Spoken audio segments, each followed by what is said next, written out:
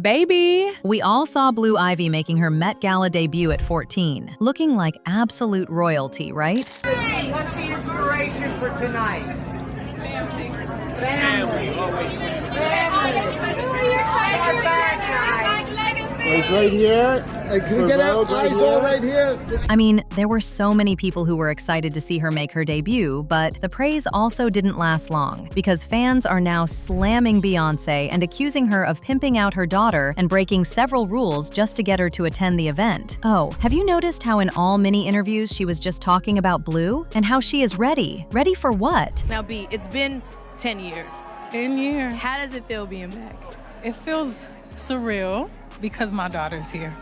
And Blue looks so beautiful. She looks so beautiful. This is it's incredible to be able to share it with her, and I think she looks so incredible. She looks so beautiful. I'm like, we could learn some red carpet tips from Blue. Absolutely. The way she's posing, I'm like, she was ready. She was ready. Guys, Beyoncé doesn't talk to cameras, so what has changed? Maybe she really is positioning Blue for something like y'all have been speculating. Well, allegedly, it's not just onlookers who think there's something going on. Sources are revealing that even her own father, Mathew Knowles, thinks something's up. I know, guys. It's super ironic considering Mathew Knowles practically invented the stage dad blueprint with Destiny's Child. But allegedly, he thinks Beyoncé has taken it way too far. Maybe there are other things going on behind the scenes, and this could be more than just the Met Gala debut. But first, let's break down how Blue's debut had the entire internet buzzing. First of all, there's how they literally broke the age rule and allowed Blue to attend at just 14. See, since 2018, the Met Gala has had a strict age limit of 18, and the official reason was that organizers claimed the event is an adult-oriented fundraiser and not an appropriate event for people under 18. And honestly, I would understand why. I mean, the atmosphere is usually curated for adults, and the Met is also full of priceless, fragile art, and having a bunch of teenagers running around, even famous ones, is a massive insurance headache. As much as there have been teens in the past, that rule was put in place because they realized the event is just not conducive for kids. There have actually been stars who have been publicly turned away in the past for being too young, but I guess that didn't matter to the Carters. In addition, there's also the fact that if an attendee is not in the guest list, they have to pay $100,000 to attend. But it's not that simple, because at the Met Gala, money doesn't actually buy you a seat. Even if you have the cash, you still have to be approved by Anna Wintour. And for Beyoncé to bring Blue Ivy, she didn't just have to open the checkbook. She had to use her massive industry leverage to rewrite the rule book. So not only was Blue just 14, but they also had to part with a large amount of money for her to attend. And I know y'all are gonna say that there's a loophole and an exception was carved out for teens accompanied by their parents, and that it's the celebrity equivalent of a PG-13 rating if the parents are icons, the kids get a pass. Well, rumor has it that a new parental accompaniment clause was quietly added this year, and they are even calling this the Blue Ivy clause, because it feels like it was designed specifically to let the Carters debut their heir. Other than this, Beyoncé was a co-chair this year, and in the world of high fashion, that's basically like being the principal of the school. So maybe the rules didn't apply to her, or maybe she didn't just care.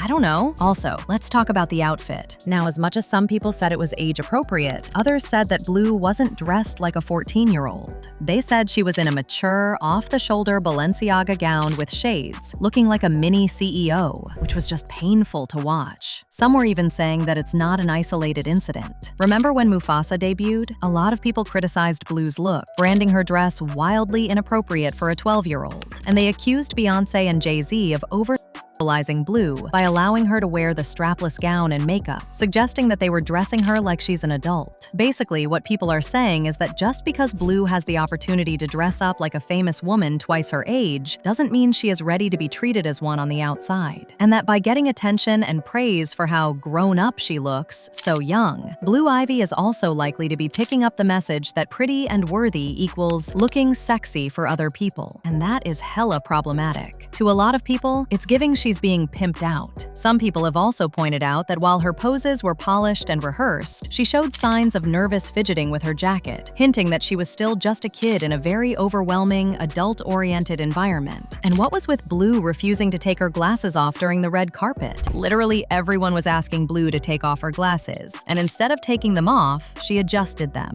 Beyoncé's publicist, Yvette, was seen approaching Blue Ivy while repeatedly gesturing to remove the glasses, and she even turned to ask Beyoncé Beyoncé to instruct Blue to remove the shades. Stylist Ty Hunter also got involved as well, before Jay-Z made the same request, but Blue was adamant. For me, it's how B was just standing there like she didn't know exactly what these people were saying. Maybe Blue was using them as a shield, and those dark glasses could be the only thing providing a sense of privacy in a room full of flashing cameras and 50-year-old billionaires. Which brings us to the question, is Beyoncé forcing Blue into the limelight? Is she being pimped out for brand longevity before she is even old enough to drive? Well, some people believe that Beyoncé is in fact pimping out Blue, and they are even saying that by bringing Blue and breaking the age rule, Beyoncé ensured that the Carters were the only thing people talked about. It's the ultimate PR shield. I mean, if we are busy being mad about a 14-year-old in the room, you aren't looking too closely at the fact that Beyoncé hasn't done a real interview in a decade. And like I said, allegedly, Mathew Knowles also thinks Bey is pimping out his granddaughter.